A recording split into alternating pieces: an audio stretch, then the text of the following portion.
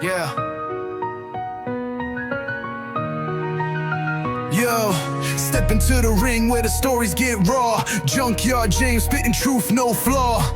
Beyond the junkyard, the tales collide. Wrestling's wild side, come and take the ride. Chairs fly, ropes snap, legends unfold. Every move, every slam, the drama is gold. From the underground brawls to the title fights, we break it all down under spotlight nights. Beyond the junkyard, where the stories get told. Steel cages, bright lights, the moment's so bold. From the past to the future, the mat stays strong. Junkyard James, keep it real all day long. Tune in, strap up, it's about to get wild. Powerbomb the truth, no sugar, no mild. Every heel, every face, every match that burns. The junkyard delivers, now it's your turn. So hit play, no delay, the bell has rung.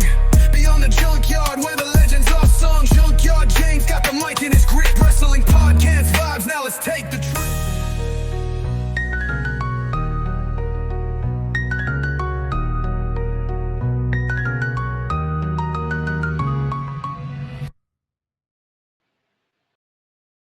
What is up, everybody? Welcome to the solo Saturday episode of the Beyond the Junkyard podcast. I am your host, Junkyard James. It's Saturday, the 5th of July. We're finally in July, and we have a jammed pack episode for you today. Obviously, if you're not aware, we did not have a live stream this Thursday. Just wanted to give us some time to just relax and enjoy the holiday weekend, the long 3-day weekend with families. And so no live stream this week. We'll be back next Thursday though for the big live stream. This one's the big one. We are going to go over AEW All In, the prediction show. It's finally here.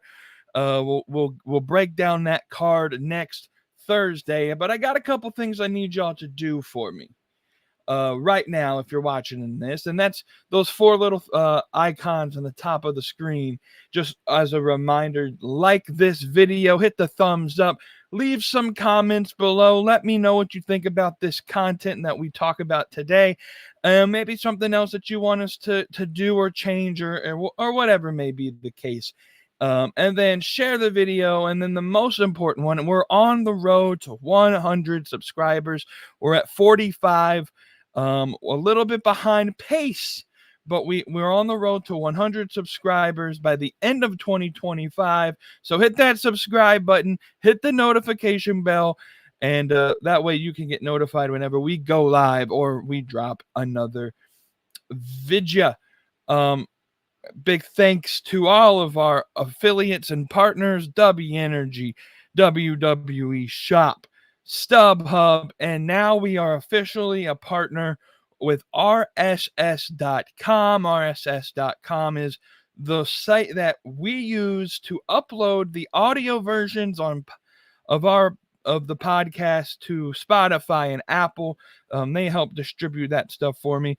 We will be getting a link and putting it in the description here shortly for you guys. If you use that link, if you're interested in podcasting, and interesting in trying to mass distribute your podcast, this is the way to do it. RSS.com. We'll put the link in the description, and you can help support the podcast by buying a membership there with RSS.com. It's relatively pretty good pricing, depending on what level, how many podcasts you plan to host.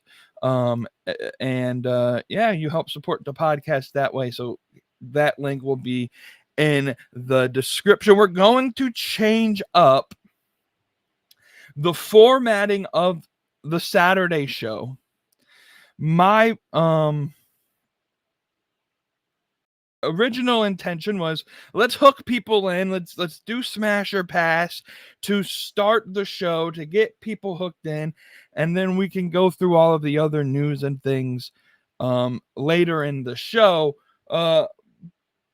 But I'm changing it around a little bit because I got to make you wait. If you come here for smash or pass, you're gonna have to listen to the full episode to get to Smash or Pass. We're going to kind of flip it backwards. We'll do Smash or Pass at the end to end the show, and then we'll talk about all of the other news to begin the show. So, ladies and gentlemen, wrestling fans, and anyone who's ever believed in a dream against all odds, let's talk about something truly remarkable. This past Wednesday, July 2nd, 2025, All Elite Wrestling's flagship show, AEW Dynamite, hit its 300th episode. 300 episodes. Can we just take a moment and let that sink in? 300 weeks. 600 plus hours, delivering high octane, heart pounding, storytelling driven professional wrestling to millions of fans around the world.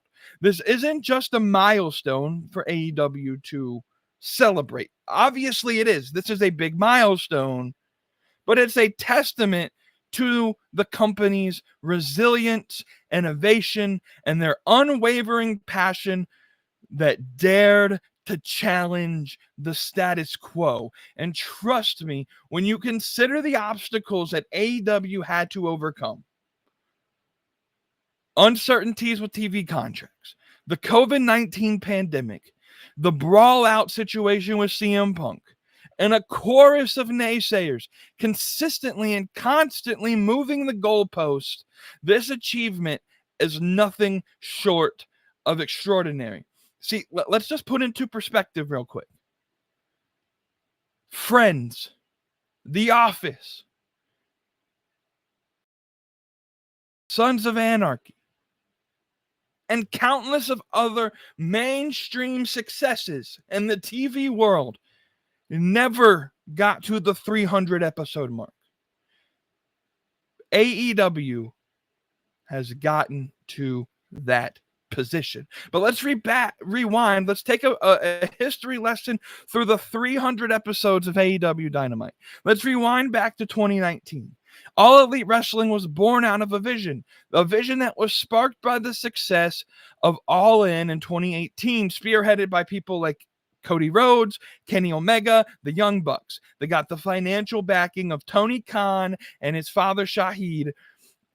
This wasn't just a new wrestling promotion. It was meant to be a revolution. AEW was aimed to be the alternative to a wrestling monopoly that had dominated for decades, offering fans something fresh, exciting, and authentic. But when Dynamite debuted on October the 2nd, 2019 on TNT, it pulled in 1.4 million viewers. The doubters were already circling. They called AEW simply just a t-shirt company, dismissing it as some fleeting passion project that couldn't compete in the big leagues. It's just a bunch of indie wrestlers selling merch, they said, and it'll never last. But guess what? They were wrong. Not only has Dynamite survived, it has thrived in the last 60 years. That debut episode wasn't a fluke. It was a statement. AEW forced WWE's NXT programming to move nights because Dynamite was consistently drawing bigger audiences and doubling the viewership and the key 18 to 49 demographic. But now let's not get too comfortable with that early success, because the road to 300 episodes was anything but smooth. AEW faced challenges that would have sunken lesser promotions, and I'll break down why reaching this milestone is such a big deal. First, let's talk about the elephant in the room, COVID-19. When that pandemic hit in early 2020, the entire world shut down. Sports leagues like the NBA suspended the season. Live events became a distant memory. For a wrestling promotion less than a year old, this could have been a death sentence. Most wrestling relies on live crowds, the energy, the chants, the atmosphere. AEW didn't have the machine that WWE has. WWE, when COVID hit, they transformed the Performance Center to the Thunderdome, and they still had a somewhat live audience, not a in-person audience, but you remember what the Thunderdome was. AEW didn't have that, but AEW didn't fold. They pivoted to Daly's Place in Jacksonville, Florida, and they created a unique outdoor setup where they could safely produce shows without spectators. Think about this. A brand new company still finding its footing, and they had to produce weekly television under unprecedented restrictions. No fans in the stands, no ticket revenue, but just pure creativity, passion, and grit. They turned Daly's Place into their home base, crafting compelling storylines and matches that kept fans glued to their TV screens. And then when the restrictions eased, AEW was one of the first major sporting events and the first major wrestling promotion to bring back ticketed fans. They started with 10 to 15% capacity at All Out 2020 and eventually returned to full capacity crowds by May of 2021. That's not just surviving, that's setting the pace. Let's move on, though, to TV uncertainties. When AEW started, they didn't even have a guaranteed year on TNT. That initial deal was a gamble for both AEW and Warner Discovery. But in January 2020, Warner Media extended Dynamite's contract through 2023 and greenlit a second show, AEW Rampage. This was huge, a vote of confidence in a company barely 6 months old. But the uncertainty didn't end there. By late 2024, AEW Rampage was canceled as part of the new TV deal with Warner Bros. Discovery, which shifted Dynamite to TBS and added a simulcast on Max. Critics pounced, saying the loss of Rampage was proof AEW was failing. But let's take a look at the bigger picture. AEW secured a deal that not only kept Dynamite and Collision on air, on TV, on the old cable systems, but it also expanded their reach to a major streaming platform. 500,000 people are watching Dynamite and Max Dynamite on Max every single week, pushing total viewership somewhere to 1 to 1.2 million per episode. That's not a failure. That's growth in a fragmented media landscape where traditional TV ratings across all major networks across the board are declining. Speaking of growth, let's address the numbers. Sure, the 300th episode of Dynamite only drew 584,000 viewers on TBS, which was down from the previous week.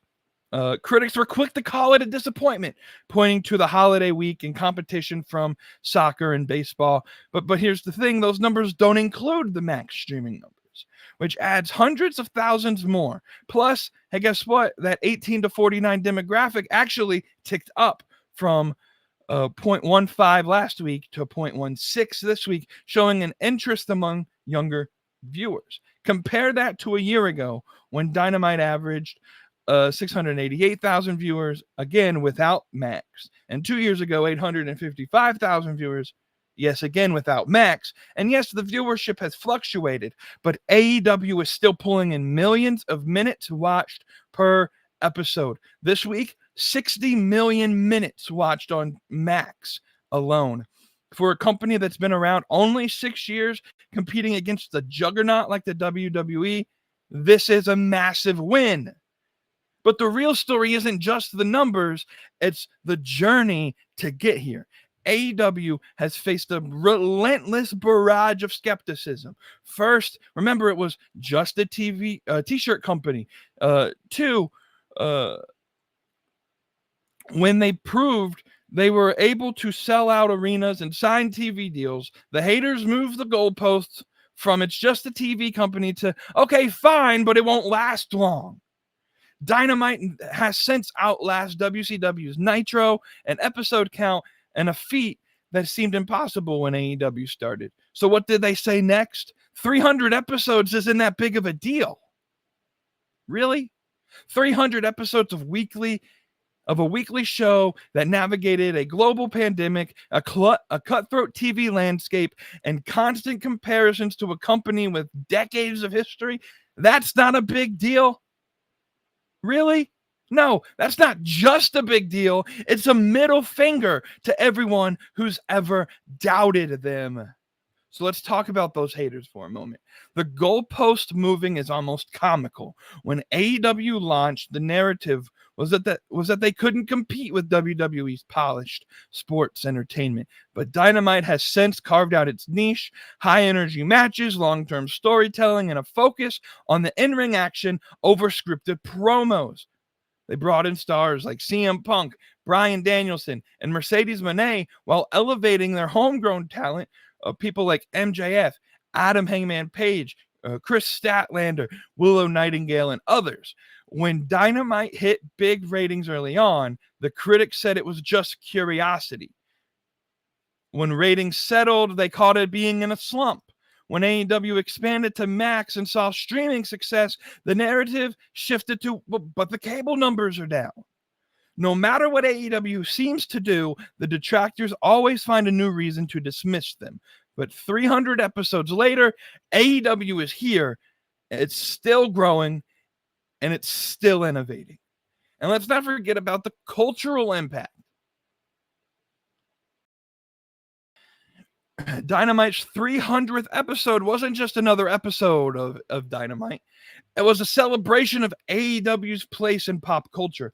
They partnered with Warner Brothers Discovery to feature stars from the upcoming James Gunn movie Superman, stars like David Corn Sweat, Rachel Brosnahan, and Nicholas Hoult, tying wrestling to a major Hollywood blockbuster. That kind of crossover appeal puts AEW on the map beyond wrestling fans. They've had celebrities like Mike Tyson and Snoop Dogg on their show, and MJF is starring in the upcoming Happy Gilmore 2.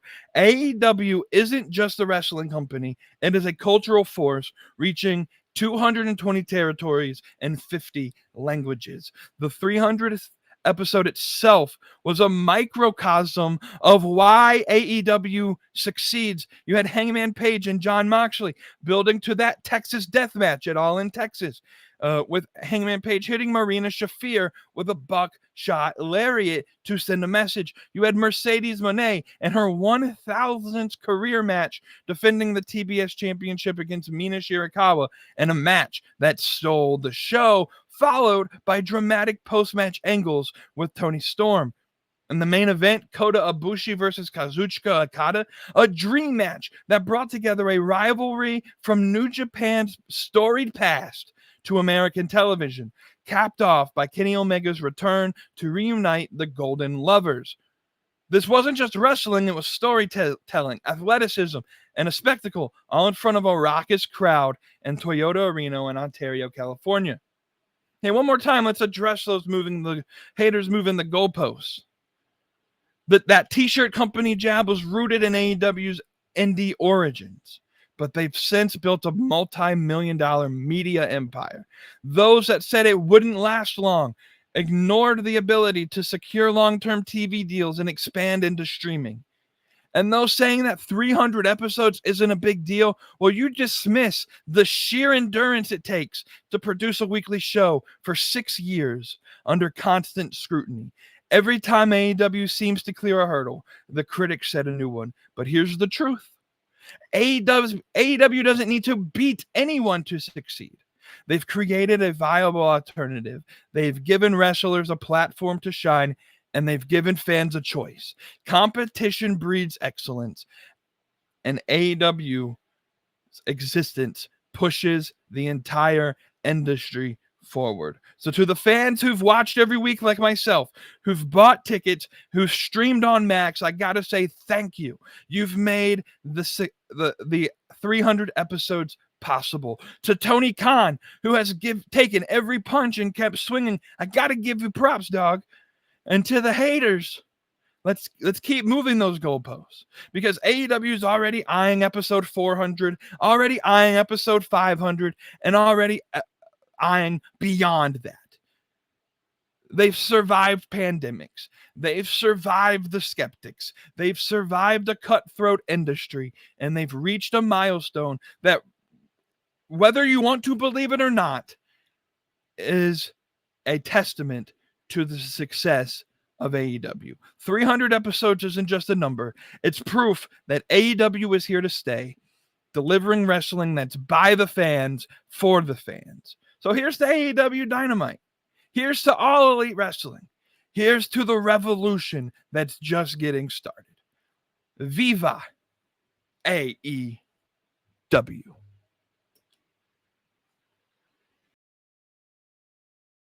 Now let's transition into some other stories here. There's a report that was put out yesterday by Cultaholic, written by Aiden Gibbons, that says that there are talent in WWE that are not exactly thrilled with the hastily produced planning of a WWE Evolution #2, which will be going on head-to-head against All In on next Saturday. Let's see what this has to say. They quote Sean Ross Sapp of The Hump, Fightful podcast. This is what Sean Ross Sapp has to say. So a lot of women that I was speaking to felt, a lot of them felt like it was a setup. One, it was put against All In Weekend across the street from a Beyonce concert during MLB All-Star Weekend, when a lot of the hotels were going to be bought up in the area. They weren't necessarily thrilled with that, but it was hastily produced. So that's a quote from Sean Ross Sapp. So there are people backstage, women talent backstage, that deem that the planning, the production of this pay-per-view was hastily produced and possibly meant to be a setup to, quote, prove why women do not sell in the wrestling industry. And let me tell you something for a second, folks. I actually believe that this is the case. Why else would WWE book a show in Atlanta the same weekend as the All-Star Game, knowing a year in advance that the All-Star Game was in Atlanta? And I'm sure they knew that that Beyonce concert was taking place when they planned this event. This event was just announced just a few months ago. So this was something that this is what I feel like they did with Evolution. Oh, the fans are calling for an all women's pay-per-view. They're saying we don't give a shit about women's wrestling. And so let's give them a women's pay-per-view. But let's do it. Let's put it up against the AEW's biggest show. Let's put it up against this, and let's put it up against that, so that when the numbers come back and the numbers are terrible and they didn't get a big event, they didn't get a big crowd, not a lot of people watched, we can say, well, I guess women's wrestling just doesn't sell like men's wrestling does. See, here's the thing. They're not even going head-to-head with this show against AEW. See, AEW gave them a lifeline when they moved the show. So WWE announced Evolution to go head-to-head with All In. AEW decides, let's move All In to before Evolution. We don't want to run head-to-head. WWE then, again, double books the freaking weekend with another show the same day, drowning out the market. But that's another story for another day. So was this a setup? I think it was. I think WWE and I think the brass at TKO want to say the fans want to believe that women's wrestling is great. Well, we'll give them a show. We'll bring back Trish Stratus. We'll bring back Nikki Bella. But we won't do a whole lot. We'll just prove why women's wrestling doesn't sell, or so they think. And they'll give you, half book storylines and a hastily produced show for Evolution. So what do y'all think? Let me know in the comments below.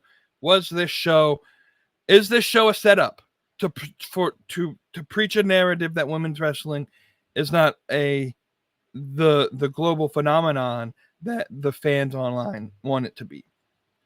Let me know in the comments below. We got some other wrestling storylines to run through real quick. Let's talk about them. Per Fightful Select and Sean Ross Sapp, if you don't have Fightful Select, it's the best $5.99 in the business, by the way. Per Fightful Select, Fred Rosser, which was Darren Young in WWE, was backstage at AEW Dynamite. He's a New Japan talent, so I could see one of two things. They're planning for him to be at Forbidden Door in August, or maybe his contract's up. I'm not quite sure, and he's just introducing himself to maybe join AEW. Additionally, per Fightful Select, Sean Ross Sapp, AJ Styles is rumored to have signed a 1-year contract extension with the WWE. So for all of the AEW fans who are hoping to see AJ Styles anytime soon in AEW, you should, that was a pipe dream to begin with.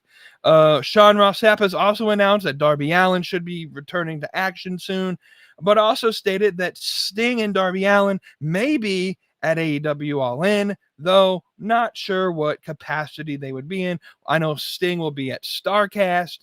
He lives in that area, so it's not 100% a shock that he would be there. But the rumor is if Sting shows up on TV, it will be in some sort of planning with Darby Allin's return, which leads me to believe one thing, and we'll talk about this more on the live stream, I think, next week when we talk about All In's prediction. But my confidence at Hangman is that Hangman wins the belt. It's like 50-50 now. Like, I was almost certain a few weeks ago that Hangman beats Moxley, like almost guaranteed. But the idea that Darby may be coming back and Sting may be there and there may be some big production, like, I could see Moxley winning now. Like, it's not almost a certainty that Hangman wins. Like, it's 50-50 right now for me. And maybe they really do want Darby Allin to be the guy to hold the belt. Who knows? There was a rumor earlier on this week that Britt Baker was actively trying to get out of her AEW contract. Well, Sean Ross Sapp has, I guess, insider news and says those that he's spoken to in AEW, one said that they're not interested in releasing her from her contract, but also no one's heard of her even trying to get out of her AEW contract. She has at least an additional year, maybe more on her contract, considering injury time that may be added to her contract. So Britt Baker's not leaving AEW anytime soon. So for all you WWE fans that pushed that rumor that, another one of the big ones in AEW are leaving, well, Britt Baker, assumingly, is not planning on leaving the company anytime soon. More contract news. It has been reported that both Scarlett and Karrion Kross's contracts expire sometime in August. There hasn't been any reporting of a extension, but the feeling in WWE from the report that I read is they expect Karrion Kross and Scarlett to re-sign. To me, this is what they're doing right now. Exactly what AEW did with Daniel Garcia. Keeping him around, keeping him in the big stories, but not really giving him the title that he deserves, just until contract extensions are over. Like, hey, Daniel, we'll put you in these big matches. This is what AEW did, right? Daniel, we'll put you in these title matches. We'll let you flirt with title success. With the idea that if you stay with us, we'll give you a title eventually. And that's what happened. Daniel Garcia resigns. He comes back. He wins the TNT belt, has a pretty, nonchalant TNT title run. And that was about it. And I think WWE is doing the same thing with Karrion Kross. Like, Karrion Kross, we'll put you in these title matches. We'll put you in these big storylines. For our way of saying, look at what we're doing. You don't even have a contract past X date, and we're still using you. Imagine if you signed that extension, where you could go. And I would expect them maybe to resign, though I would love to see Killer Kross show up in August at Forbidden Door. Wouldn't that be something? I don't know if it'll happen, but we'll have to keep an eye on Karrion Kross and if he signs that contract extension. One more piece of contract news, and then we'll pull to our most anticipated segment. Isla Dawn is expected to work with AEW in the near future. She was backstage as well, I believe, at Dynamite. And the idea is she's going to be all elite. And so Isla Dawn, I thought she was under executed in AEW. I know she was a tag team champion with Alba Fire, but I think Isla Dawn could be a really good wrestler. And I would expect her to make her debut probably in August at the Scotland show. I think she's Scottish. Or she's from that area. I'm not 100% sure where she's from. Yeah, she's Scottish. So I think we have a Scottish show or a Wales show or something. Yeah, they're going to Glasgow for a Dynamite Collision taping the week of Forbidden Door. I expect her maybe to make her debut around that point in time. And so Isla Dawn is joining the AEW women's roster, which is already stacked. And I'll tell you how stacked the AEW's women's roster is real quick. On TikTok, I put together my top 10 AEW women's wrestlers, and there's 13 wrestlers on there. I had to put 3 honorable mentions, and I love all of these wrestlers. AEW's women's wrestling roster is so stacked, and there's some that are not even on there that I really enjoy. So another one added to AEW's already stacked roster, but let me give the people what they came here for, and that's women, and that's the baddies of the week. Again, I'll go through the instructions for anybody that may be new to this channel. Again, if you're new to the channel, please hit that subscribe button and help us get to 100 subscribers, and let's help push and make this a movement. Join the Discord if you want to join this segment, because the submissions that get sent to the Baddies channel on the Real Wrestling Discord server, I put on here photos. I would push for them to be posted during the week of the contest. Try not to give me like 4-year-old photos of somebody. Yeah, anyways, we made originally it was like ranking them 1 through whatever, but now I just do smash or pass on all of them, because I've realized that, even if you're number 20, you're still a pretty, you're still better than than anything, Anyways, let's do smash or pass. We'll go with the first one, Lacey Evans, or the woman Marcy Estrella, I think is her name. She no longer goes by Lacey Evans. She's no longer in wrestling. But I'll keep it because she used to wrestle. That's a pass. I never thought she was super attractive to begin with, even when she was in the WWE. Like, she was just, again, another one of those blonde girls that WWE had a thing for during the, really their entire history. But she was kind of like mid of the blonde girls. Like, she could never pass like Alexa Bliss and Liv Morgan and even Charlotte Flair. Like, she is just right. We'll move on to Indy Hartwell. Double smash for the Indy Hartwell. Remember, when we first started this show, she was the first Baddies champion. Indy Hartwell is just absolutely phenomenal. She is great, and she has several belts. She's going to challenge Mercedes Moné for the most women's champions. We have another photo that might be in competition here in a minute. We'll go to Ariana Grace. I'll pass. I'm not a big fan of her. And that's just preference. Again, these are my preferences. These are my opinions, not necessarily yours. You can go through this list and comment, smash or pass on all of these wrestlers in the comments below and play along with me. And you could tell me your opinions. But for me, Ariana Grace is a pass.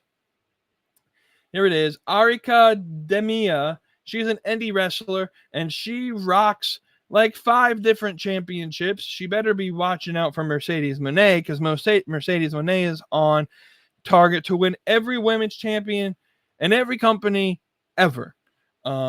6 belts. Monet would love to just continue to win belts. This is a smash. She's an attractive woman. Not like the most attractive, but it's still a smash. I like it. And plus she has all those belts, so why not? Carmen Petrovic. She's I'm not a big fan of the Canadian attire. I'm Team USA all the way, baby. Independence Day was yesterday.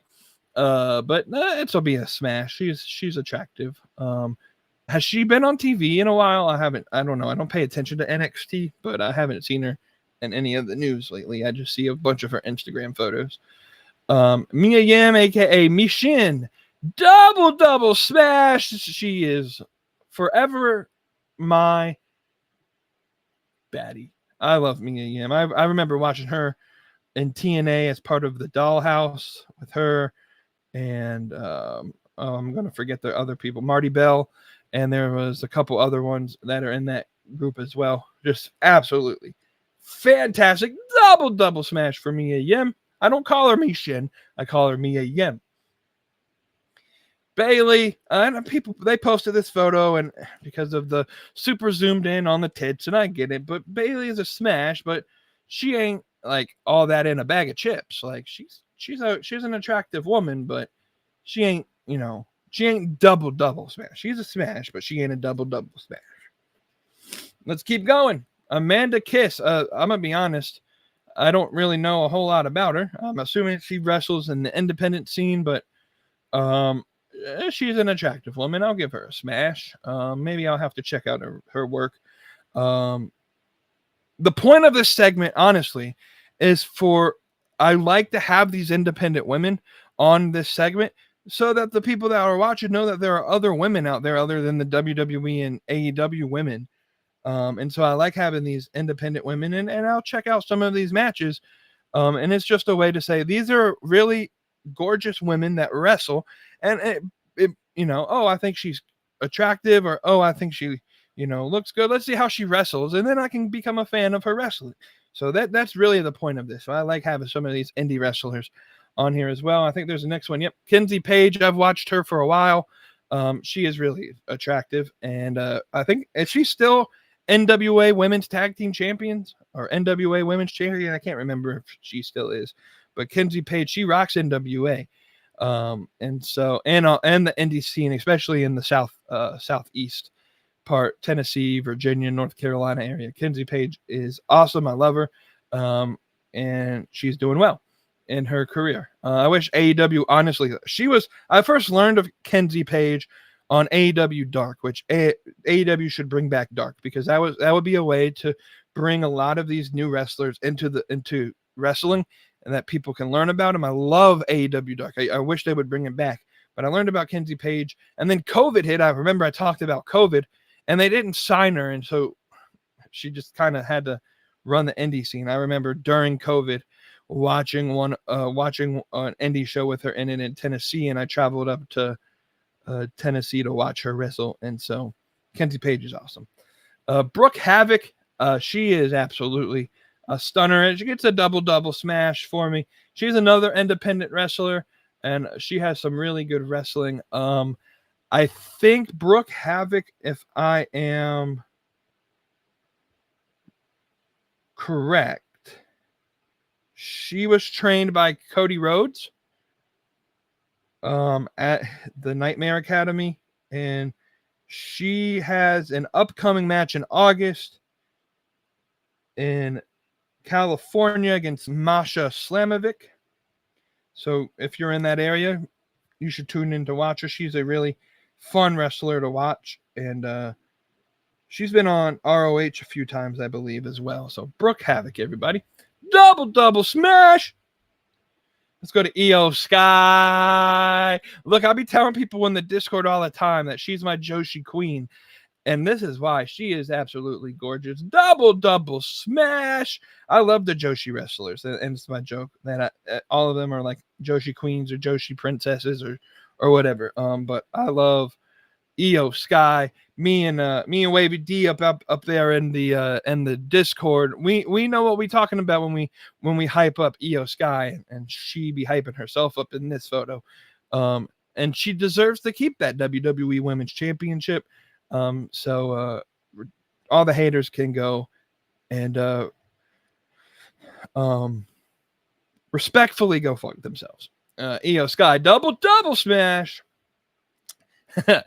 Jade Cargill. This one got posted and it said, if you pass on Jade Cargill again, you might be gay or something like that. Which nah, I just again preference. I'm a pass on Jade Cargill. And so there is Jade Cargill, and she's in, like, let me say, Jade Cargill is an attractive woman. I prefer not to have a woman that could beat me to shreds. You know what I'm saying? Like, I physically feel like she could outmaneuver me and beat me to a pulp, and that's intimidating. And so for that reason, pass. Like, she's an attractive woman, and I can see why people think she's an attractive woman. But for me, preferably, she's just not my type. So I apologize, and I'm sure I'll get scrutiny in the Discord for this, but I'm passing on Jade Cargill. Anyways, next one. Elena Black, a.k.a. Cora Jade, double smash. Let's go. I think Cora Jade is pretty attractive. Obviously, she's working the indie scene now, and I think she worked a GCW show last week at Arkansas. I failed to watch it, but I got to go back and watch it. Watch her match there. So yeah, Elena Black gets that double smash. Isla Dawn, I talked about earlier, coming to AEW. She gets just a smash. She's attractive, but I don't know. The accent kind of throws me off. But this picture is cute. And this picture is attractive. It's like I said, she's a heartbreaker, so that's kind of anyway. She'll get a smash. Izzy Dame, I'm gonna have to pass on her. Like, ain't again. When you there's so many blonde women in pro wrestling. Like, she might be like 25th best. There's so many of them. So I've seen, this is a carbon copy of any other, like, it's Tiffany Stratton, but like not Tiffany Stratton. You know what I mean? Like, or it's Mariah May. I'm not calling her by her new name. It's Mariah May, but like Temu.com Mariah May. And like Mariah May's a smash. And Izzy Dame, it's like, maybe, but no, I'll pass on her. Kalani Jordan, though, gets a double smash. I love it. I was tempted last week to give her the triple double. This week, I gave her the double again. She's awesome. Is it Carmelo Hayes? It's a lucky SOB. double smash for Kalani Jordan. We move on to Zaya Brookside, celebrating the 4th of July, even though I think she's British. Anyways, she gets a smash. She's all right. She's, she's all right. I'll give her a smash. But there's one more. And last week I didn't use a triple double. And I couldn't go 2 weeks without using the triple double smash. Or pass. Give me Megan Bayne with the triple double smash. Come on now. Happy 4th of July, America. Megan frickin' Bayne, the Megasis. I wonder what she's doing in Texas next weekend. Will she have a match? I don't think she's announced for one yet. I think it might get announced tonight on AEW 100th episode of Collision. Remember the show that was created specifically for CM Punk before he decided to fuck AEW in the ass and leave the company? It's now on episode 100. This tonight. I think she's in a 8-woman tag team match. I think we might be able to get a couple more matches for AEW All In announced with that one. So we'll see what happens to Megan Bayne and what match she's in. But for this week, the triple double smash goes to Megan Bayne. Let me guys know in the comment section what you think. Go through that list. You can tell me smash or pass, or if I'm crazy for my rankings, let me know. That's all I got for you today, though. AEW is here to stay for a good long time. I got 4 things I need for you to do as we leave the show today, and that's hit that like button, comment below, share this with your wrestling friends, and subscribe. Hit that notification bell. We'll see you for the AEW All In Prediction Show live next Thursday, 9 p.m. Me and Cody Marinero will be back on the live stream. There might not be a Saturday show next week because I got to prepare for All In. We'll see. I'll let you know. Follow us on all the social medias. All of the links are in the description. But until next Thursday, y'all be good. Y'all enjoy some wrestling. Stay saucy. I'm Junkyard James. We'll be back next week. This is Beyond the Junkyard Podcast. Beyond the Junkyard.